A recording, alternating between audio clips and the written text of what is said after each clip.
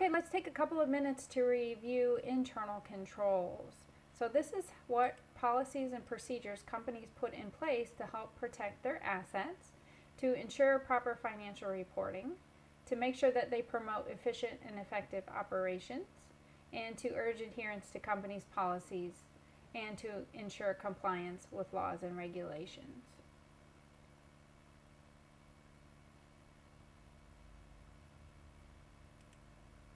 So here are the 5 key elements that we have that affect an organization's internal control system.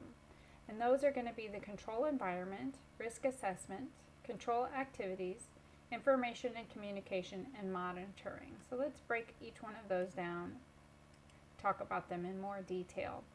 So the control environment is going to be the foundation for all other components of internal control.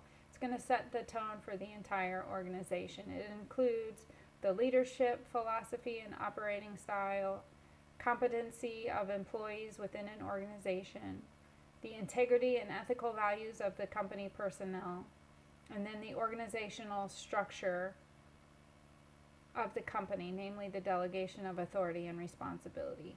So again, your managers can't tell you to act ethically and then not exemplify that behavior as well. So it's all going to be set by the tone of the management and how, if they place an emphasis on ethical behavior or if they don't, quite honestly. And then risk assessment, or risk, is actually a fact of life. So every company, every company is going to face some sort of risk. And the question is going to be determining what that risk is and finding ways to mitigate that risk. Of course, the cost of trying to mitigate that risk shouldn't exceed the benefits. So risk assessment, or an ongoing risk assessment, is going to be identifying those risks, analyzing those risks, and then taking steps to reduce those risks. So here are some examples of control activities that companies might actually put in place. So we have separation of duties here. So we may have 2 different people somewhat responsible for the same job, but one person does one part of it and then the other person will do the other part, and they will kind of double check or serve as a backup for each other, so we can again separate those duties. Maintain adequate records and documents. So we want to make sure that we're maintaining information and documentation to support what we're doing. Require mandatory vacations. More often than not, people that are committing fraud are the people that refuse to take vacations and they're never sick. If you watch the Cunning Cowgirl video that I'll post, you'll see Rita never took a vacation, and when she did, that's when she got caught. So that's very important to require that. I did work for a bank that required me to take 2 weeks vacation, and I had to take my 2 weeks all at once. They thought it would give them enough time to catch any fraud that might be going on. Restricted access, you may all have seen that through passwords, or perhaps there's certain, you have to key or have a combination to get into certain areas, like a vault, or restricted access in general. Security measures are should be put in place, like security cameras, alarm systems, cash registers that print receipts or keep track of transactions. Technological types of controls, I already mentioned security cameras, alarm systems. Proper authorization, making sure, for example, only certain people can do refunds, or only certain people can sign off on overtime or on checks.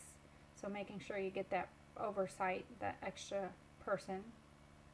Perform regular and independent reviews. That would be an example of an audit. So we're just going to go in and double check the work that's being done. We'll just spot check. We won't check every item, but just randomly check to see that things are being done correctly. And another thing we can do is insure our assets and bond our key employees. So to maximize effectiveness of an internal control system, information about the control environment and risk assessment must be communicated to all levels of the organization. It doesn't do any good if only a few people know what the internal controls should be. I'll be honest with you, I've had a few audits in the jobs that I've been doing, and what happens is the auditors come in and they ask a bunch of questions and they look at a bunch of things, and then they come back and they give you recommendations and a list of things that you need to change because you weren't doing them properly. But unfortunately, half the time you didn't know that you were doing them improperly because nobody ever told you. So making sure that you communicate all that information is extremely important, as is management support, which we talked about or touched upon earlier.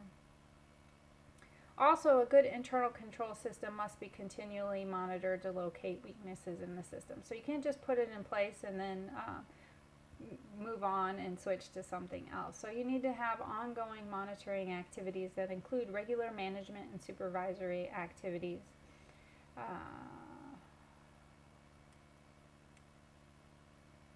Now let's just touch upon this about internal control limitations. So a good internal control system is going to reduce the risk of undetected errors and irregularities. However, it cannot detect everything, and it's not going to guarantee that fraud will be prevented or detected. Now there's some reasons for that, and one of those is because employees can become tired, careless, distracted, and make mistakes. They may also use poor judgment. The internal controls can be poorly designed, just in general. I'm sure all of you have some internal controls in place in your workplace that you just don't follow because you don't know why they're there, and they don't make a lot of sense. They make things more difficult. Also, staff size. So if you only have 1 or 2 employees, it makes it really hard to do separate segregation of duties. Excuse me there. Collusion, this is when we get 2 or more people that work together to circumvent controls. That's always a problem. Management can override controls, and or, as I mentioned earlier, the cost of implementation simply exceeds the benefits. You're a new company, it doesn't make sense to go ahead and put in a $15,000 security system if you're only doing sales of $2,000. So even though we know maybe sometimes what needs to be done, we don't have the resources to go ahead and do that. So there's definitely some limitations there.